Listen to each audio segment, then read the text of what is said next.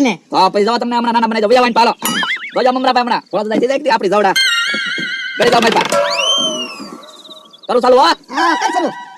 ઓ બાબા ઓ બાબા ઓ બાબા ઓ બાબા કેમ મમરાભાઈ વાત કેમ આવે એ બાબા લાગો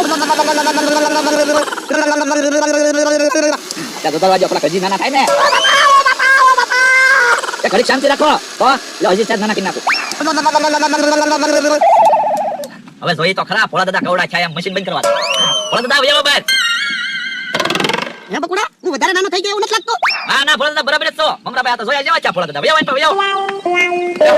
ના બકુડા હું તો તમારી બે કરતા હાવ નાનો એવો છું ના એ તો નાના બની જાય એટલે એમ લાગે છે હું બાકી એમ બરાબર જ છો કા મમરાભાઈ તો હું બોલતો તમે મસ્તી ના લાગો તો વાંધો નહીં હા એમ અને બહુ તમને એવું લાગતું હોય ને કે અમારી કરતા નીચા લાગો તો ઊભા થઈ જાવ